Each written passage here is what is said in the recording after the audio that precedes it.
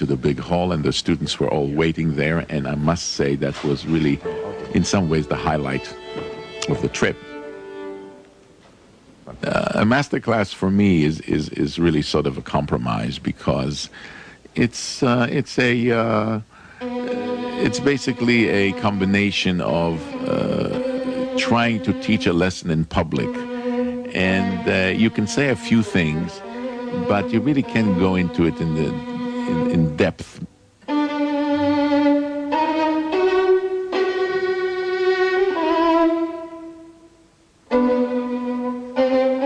So what I tried to do is first of all, they spoke English fairly well.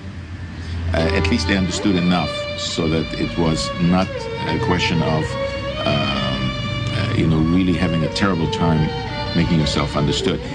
You say piano, forte, middle to the sound, you play a little bit, and it becomes like an international language. So I had a good time doing that, because I felt that they understood what I wanted, and certainly the audience was extremely responsive, Masterclass, whether you like it or not, is not just for the poor person that plays for you. I call them poor because they are under such pressure to do well and to play in front of an audience and in front of you. But it's also, you also try to at least take the audience into what you're doing, let them participate in what you're doing. If you get too technical, then they're out of it. So what I try to do is I try to talk technical talk, but clear enough so that people can say, gee, I'm learning something.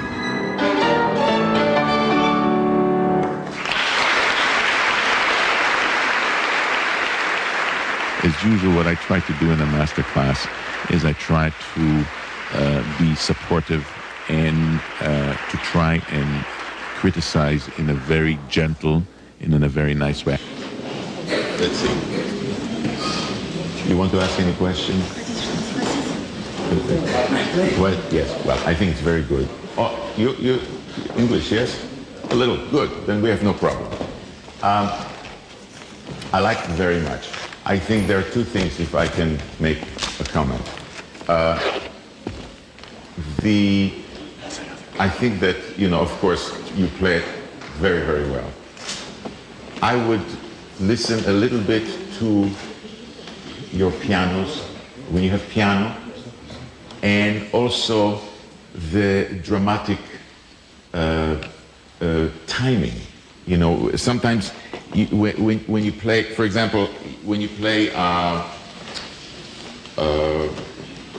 right after piano comes in, tim, pom pom, pom pom, yeah? Can you just play that one? Я думаю, без перевода сейчас. This is international language, yes. Piano, piano, forte, piano. Okay.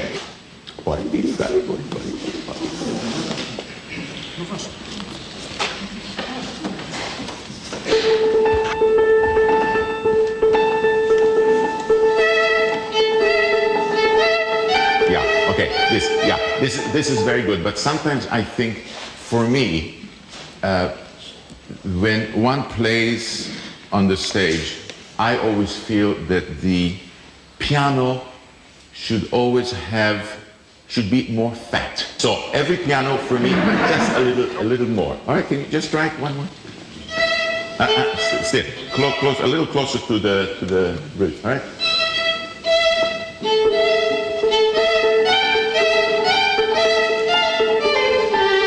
Exactly. Even more. Exactly. Beautiful. Yeah. Always. Not too much. Exactly. Not too much flotando. Exactly. Very good. That's one thing.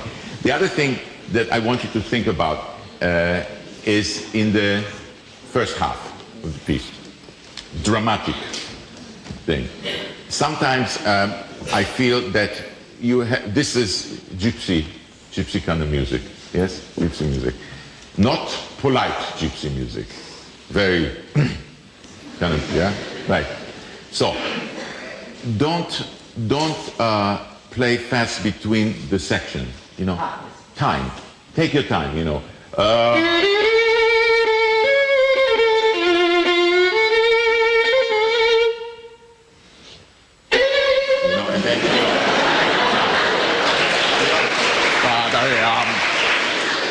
you wait until the sound comes out, it's finished.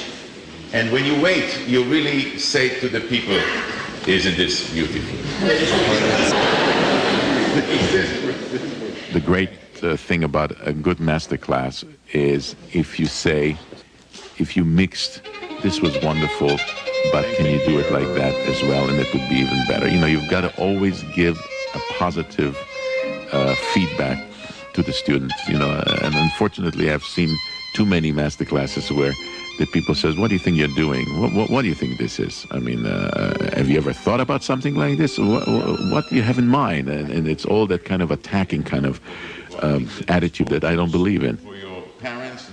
I always like to let them play through a little bit and then said, okay, let's get that out of let's get the nervousness out of the way, and then let's talk about what you think about the piece and so on.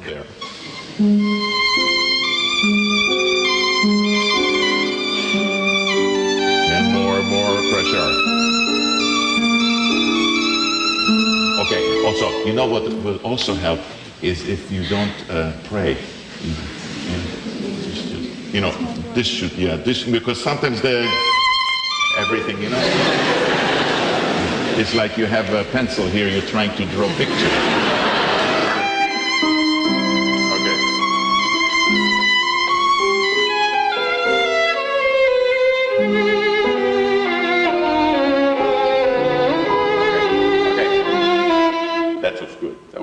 Thank you. Thank you very much. Thank you. So we had a very nice time. And afterwards, of course, there was question and answer from the audience.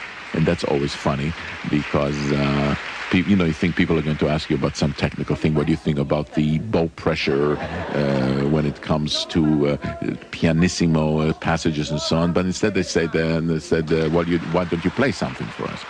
And that's always the case. I didn't practice today.